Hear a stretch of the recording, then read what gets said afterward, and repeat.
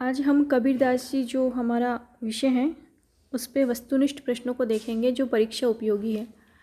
तो आपकी परीक्षा की दृष्टि से ये प्रश्न महत्वपूर्ण हैं। तो हम इन वस्तुनिष्ठ प्रश्नों को हल करते हैं।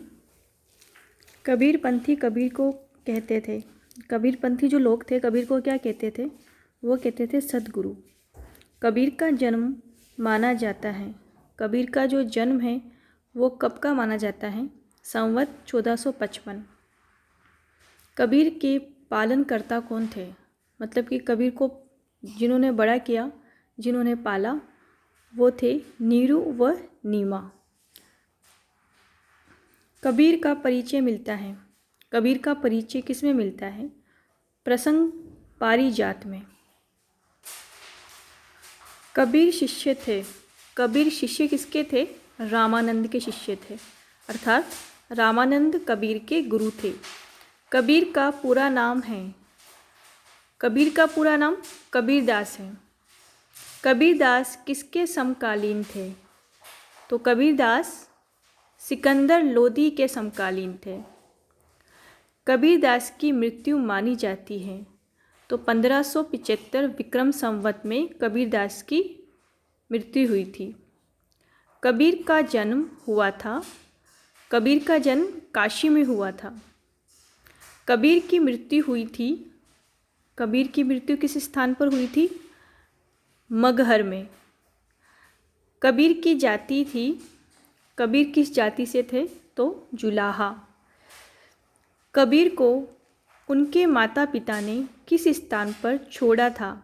तो लहरतारा तालाब के पास में उनके माता पिता ने कबीर को छोड़ दिया था। जाति जुलाहा मति को धीर, हर्षि हर्षि गुण रमे कबीर। ये जो कथन है ये किसका है? ये कबीरदास जी का है, क्योंकि इसमें उन्होंने कहा है कि इनकी जाति जुलाहा है, राम का भजन करते हैं। तो ये कथन कबीरदास जी का है। बीजक में किसकी रचनाएं संकलित हैं? ये आपको ज्ञात होगा कि बीजक कबीरदास जी का ही लिखा हुआ ग्रंथ है, तो इसमें कबीरदास जी की रचनाएं संकलित हैं। बीजक में निम्न रचना संकलित नहीं है, अर्थात कौन सी रचना बीजक में संकलित नहीं है? तो मैं आपको बता दूं कि 3 जो रचनाएं हैं, मतलब बीजक में 3 प्रकार की रचनाएं संकलित है कबीरदास जी की, साखी, सबद और रमेनी, जबकि भक्तमाल उसमें सम्मिलित नहीं है। साखी शब्द की उत्पत्ति किस शब्द से मानी जाती है? तो साक्षी से मानी जाती है। किसकी? साखी शब्द की उत्पत्ति। कबीर रचना के रचनाकार हैं, कबीर रचना है और उसके रचनाकार कौन हैं? आचार्य हजारी प्रसाद द्विवेदी। कबीर ग्रंथावली के संपादक हैं। कबीर ग्रंथावली एक रचना है, ग्रंथावली है, तो इसके संपादक आचार्य श्याम सुंदर दास है। डॉक्टर रामकुमार वर्मा द्वारा संपादित रचना है संत कबीर। डॉक्टर रामकुमार वर्मा ने जो रचना संपादित की कबीरदास जी के ऊपर, उसका नाम है संत कबीर। संत कबीर के संपादक का नाम है। इस प्रश्न को इस तरह से भी पूछा जा सकता है जैसा कि ऊपर था, और संत कबीर के संपादक का नाम है आचार्य रामकुमार वर्मा।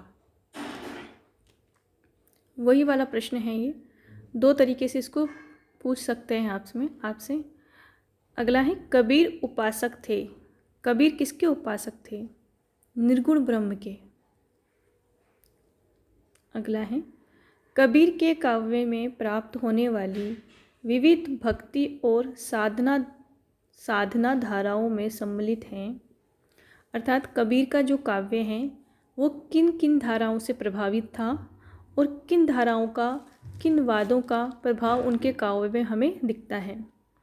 तो रामानंद की भक्ति भावना, उसके दर्शन भी हमें कबीर के काव्य में, कबीर की साखियों में, पदों में मिलते हैं।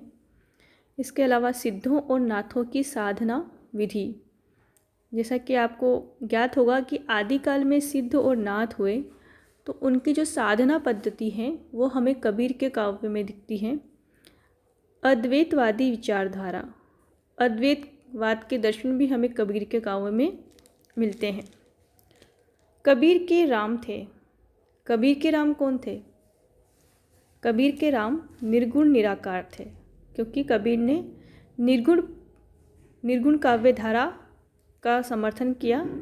उनका मानना था कि ईश्वर घट घट व्यापी हैं, तो उनके राम क्या हैं? साकार रूप में नहीं थे, वो क्या थे? निर्गुण निराकार। कबीर किसकी साधना पद्धति और चिंतन धारा से प्रभावित थे? तो जैसा कि हमने ऊपर वाले प्रश्न में आपको बताया कि कबीर पर जो प्रभाव हम देख सकते हैं कबीर के काव्य पे, तो सिद्धों व नाथों की चिंतन धारा से या उसी धारा में कबीर आगे हुए हैं। आदिकाल में सबसे पहले सिद्ध और नाथ हुए, तो उसी काव्य धारा में कबीर भी हुए हैं। तो कबीर की विचारधारा के अंदर हम किसके दर्शन देखते हैं? सिद्धों व नाथों के। कबीर का रहस्यवाद प्रभावित है। कबीर के काव्य में जो रहस्यवाद हमें मिलता है, यानी कि अलौकिक जो वर्णन उनके काव्य में मिलता है, वो सूफियों से प्रभावित है उनका रहस्यवाद। कबीर ने साधना में किसका स्थान सर्वोपरि माना? तो उन्होंने गुरु को सबसे ऊपर माना। उन्होंने माना है कि ईश्वर से भी उच्च स्थान पर अगर कोई है तो वह गुरु हैं, और गुरु के माध्यम से ही हम ईश्वर को प्राप्त कर सकते हैं। कबीर ने गुरु के लिए किस शब्द का प्रयोग किया है? तो सूरमा, यानी वो कहते हैं कि गुरु ही सच्चा सूरमा है जो हमें ईश्वर तक पहुंचा सकता है।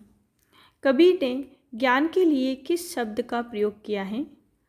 कबीर ने ज्ञान के लिए साखी शब्द का प्रयोग किया है। कबीर के अनुसार सबसे बड़ा सत्य क्या है? तो चूँकि कबीरदास जी ज्ञान को ही प्राथमिकता देते थे अपने काव्य में, और तो उनका मानना है कि सबसे बड़ा सत्य जो है वो है ज्ञान, आत्मिक ज्ञान। आपको सबसे पहले आत्मिक ज्ञान होना आवश्यक है। तो उनके काव्य को जब हम पढ़ते हैं तो उसमें स्पष्ट दिखता है कि उन्होंने ज्ञान को सबसे बड़ा सत्य माना है। कबीर की भाषा सदुकुड़ी भाषा है, यानी कि सभी प्रकार के शब्द उसमें हमें मिलते हैं, और इनकी भाषा को खिचड़ी भाषा भी कहा जाता है। कबीर वाणी के डिक्टेटर हैं, यह किसने कहा?